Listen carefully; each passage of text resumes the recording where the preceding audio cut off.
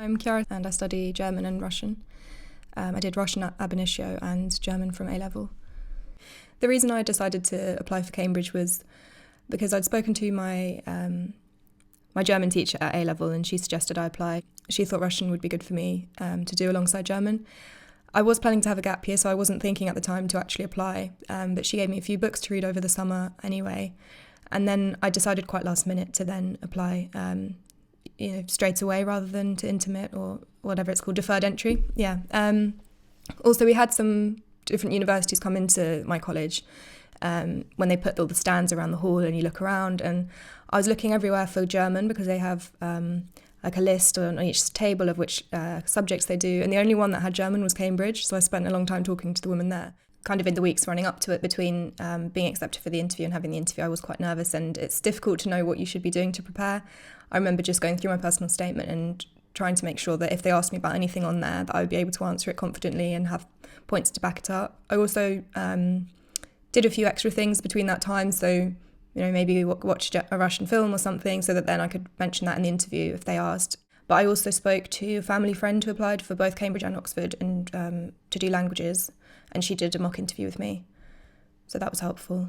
My expectations were probably met in my ab initio interview, because I think they did stick quite rigidly to my personal statement and asked me quite specific questions about what I'd written, and I think that's probably because I hadn't studied at A-level before. In my German interview, it was a lot more informal and conversational because I had to read out a text in German that they'd given me beforehand. I had 15 minutes to read through it, and then I came in and read it out loud, and then they asked me some questions about it, and then they asked a few things about my personal statement, but it was mostly just a conversation about which books I like. Not even all of them had to be German. So it felt a lot more casual, and I think that was because I'd already done German A-level, and they could maybe see my level from me reading out the text and then talking about it. They could already see how much I understood.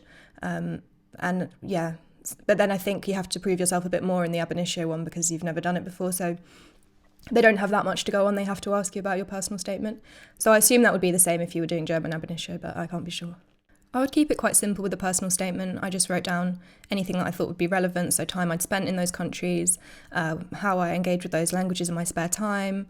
If I speak, I also speak Croatian, so I included that, talking about, just my love for languages in general, as well as the ones that I want to study here.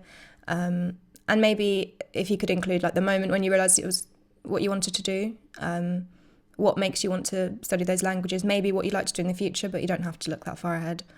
But I think just keep it simple and not make it too pretentious, and just put anything down that seems relevant, really, and that shows that you love the languages and that you're dedicated and hardworking.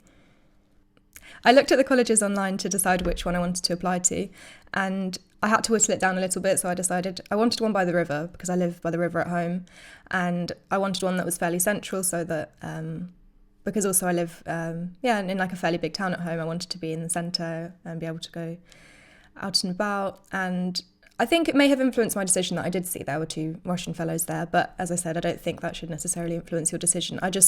Maybe I was a bit daunted about the idea of doing Russian at ab initio, and the idea that there would be 2 fellows there and that other people might apply there for Russian seemed nice, and it did turn out there are about 5 of us at my college doing Russian, and that has been nice.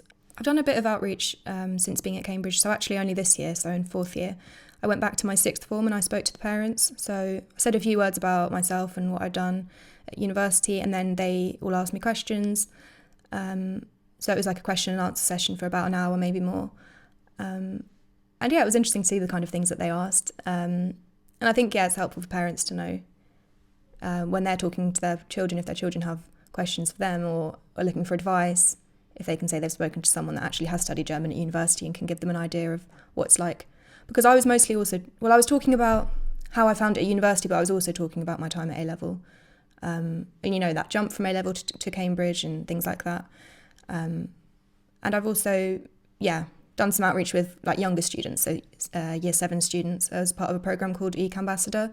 So this is like an online mentoring program that I've been doing also this year, which runs over 8 weeks, and then you have 6 mentees, and then you mark their work once a week, and you meet them at the beginning and at the end, and that's intended to encourage people to think about higher education, so people whose families might not have gone to university or might not live in areas where people tend to go to university, so it's just making them think about higher education a little bit, and and showing them that they do have the potential.